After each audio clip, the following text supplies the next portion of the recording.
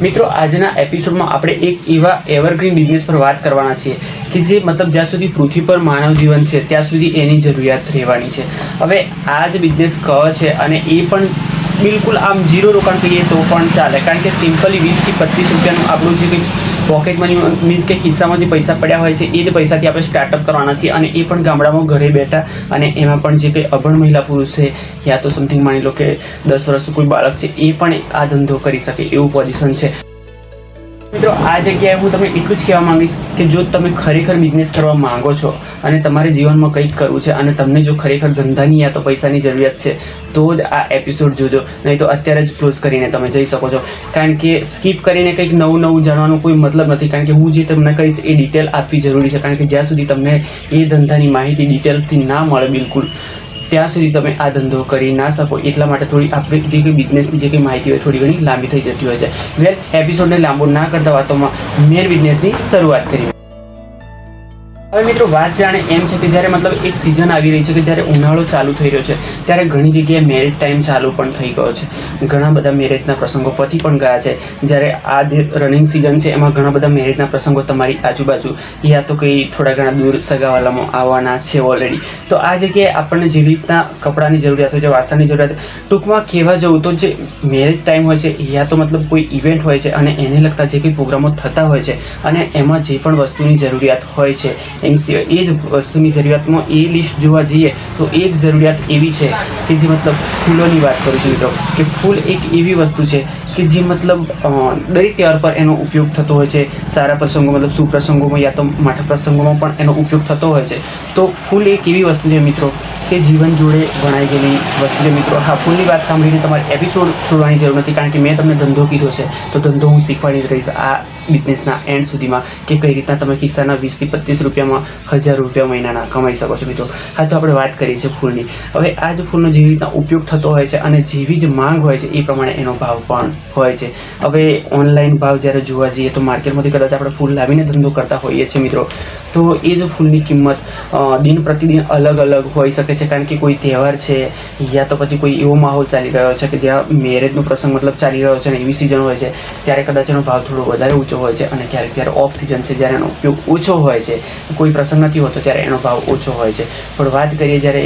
કોઈ પોતાના ઘરે તમે માની લો કે ખેડૂત છો અને જો ફૂલનું ખેતર તમે કરો છો, તમે ગુલાબનો છોડ રોપો છો તો સિમ્પલી તમને 15 થી 20 રૂપિયામાં મળી જતો હોય છે કાશ્મીરી છોડ। હવે આ જ છોડ પર જે કંઈ ફૂલ લાગતા હોય છે બરાબર છે, હવે એ જ ફૂલને તમે જો પરોવીને હાર બનાવો છો મિત્રો, પરોવીને જો બનાવો છો તો એનો ભાવ એ પ્રમાણે હોય છે કે સિમ્પલી 400 થી 500 રૂપિયા હોય છે। એના પર એક્સ્ટ્રા તમારે જે કંઈ સજેસ્ટ કરવાનું હોય છે તમે એનો શણગાર કરી શકો છો, એમાં તમે પેચક પણ મારી શકો છો, પછી જે કંઈ મોતી ગૂંથણ હોય છે એ પણ કરી શકો છો, અલગ ડિફરન્ટ જે કંઈ આઈડિયાઓ હોય છે એ આઈડિયાઓ લગાવી અને તમે એ જ હારનો ભાવ એ રીતના વસૂલી શકો છો। હવે સિમ્પલી તમારી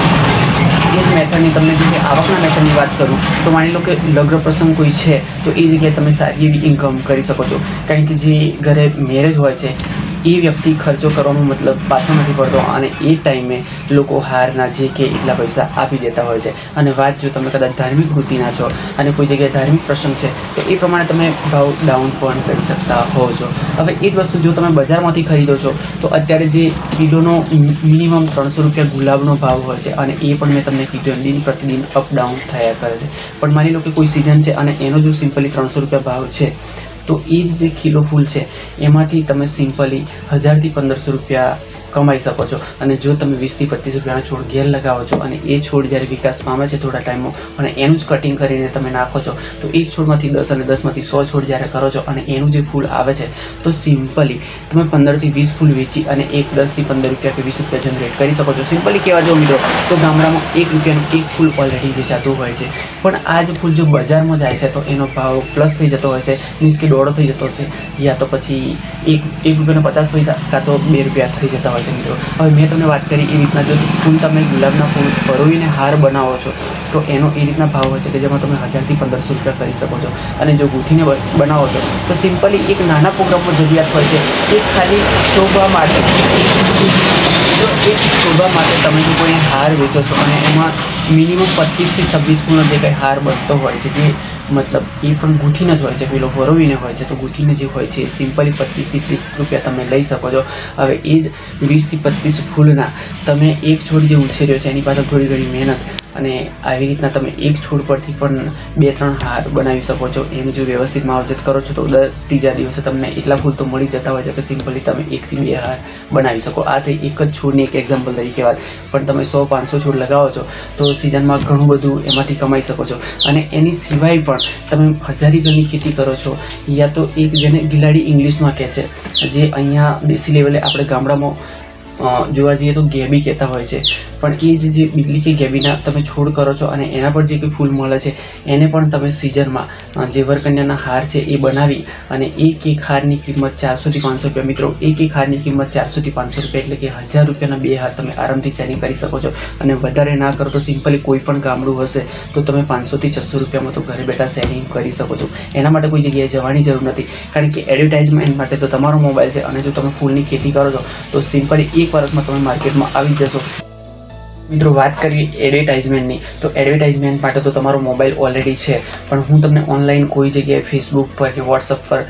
કોઈ જગ્યાએ હું તમને રેફર કરવાની વાત નથી કરતો, પણ તમે સિમ્પલી 5-6 મહિના જો ફૂલની ખેતી ઓલરેડી કરો છો તો તમારી આજુબાજુના જે કંઈ ઓર્ડરો છે અને કોઈ મેરેજમાં કોઈ ઓર્ડર તમને મળે છે તો એ ઓર્ડરના માધ્યમથી ઘણા બધા સગા સંબંધીઓને આજુબાજુના મિત્રોને ખ્યાલ આવી જતો હોય છે કે હાર કોને બનાવ્યા હતા અને ક્યાંથી તમે લાવ્યા. એનો જે ભાવ મોલ હોય છે એ બધું ટોટલી એ લોકો ડિટેલ પૂછી લેતા હોય છે અને આગળ તમે એક વિઝિટિંગ કાર્ડ પણ છપાવી શકો. મિત્રો, આ ધંધો મિત્રો એવો છે કે બિલકુલ આમ કહેવા જાઉં તો સિમ્પલી કોઈ જાતનું મોટું રોકાણ નથી અને સિમ્પલી આપણે જે ખેતી કરીએ છીએ એ શેરા પાણીમાં બી તમે કરી દો છો તો આ જ વસ્તુ તમને દર દિવસે, દર 35 દિવસે કે દર અઠવાડિયે, જે રવિવાર ગુરુવાર હોય છે કે જે ગામડામાં જે લોકો ગુરુવાર કે રવિવાર કોઈ ભુવાને ત્યાં, કોઈ મહારાજને ત્યાં કે કોઈ માતાજીને ત્યાં મંદિર પર જતા હોય છે તો સિમ્પલી 20 થી 25 રૂપિયાના કે 10 રૂપિયાના ફૂલ માંગતા જ હોય છે. તો તમે જે કે અઠવાડિયાનું કરિયાણું છે આ જગ્યાથી સિમ્પલી કવર કરી શકતા હોવ છો અને તમને કોઈ પણ જાતનું ડિસ્ટર્બ કર્યા વગર પાર્ટ ટાઈમ થઈ શકે એવું ઘરનું કોઈ પણ મેમ્બર, છોકરાથી લઈ અને અભણ મહિલા પુરુષ કે તમારા મમ્મી પપ્પા કે તમે પોતે પણ આ વસ્તુ તમારા ધંધાની, રનિંગ ધંધાની જોડે યા નોકરીની જોડે આરામથી મિત્રો કરી શકો. વેલ, આ ધંધો એવો છે મિત્રો કે તમે એક 0 લેવલથી શરૂઆત કરી અને સારી એવી ઇન્કમ આમાં પણ ગામડા લેવલે કરી શકો એવું પોઝિશન બિલકુલ છે મિત્રો. વેલ, આજના એપિસોડમાં આટલું જ. આવતા એપિસોડમાં કંઈક નવું લઈને મળી ત્યાં સુધી. અને હા મિત્રો, જો એપિસોડ કેવો લાગ્યો કમેન્ટ કરીને જરૂરથી જણાવજો અને જો યોગ્ય લાગ્યો હોય તો એક મિનિટ લાઈક અને ચેનલ પર નવા છો તો સબસ્ક્રાઈબ કરવાનું ભૂલતા નહીં. મળીએ આપણા એપિસોડમાં નવું લઈને, ત્યાં સુધી આપણા મિત્રો મુકેશભાઈ રજા આપો. જય હિન્દ.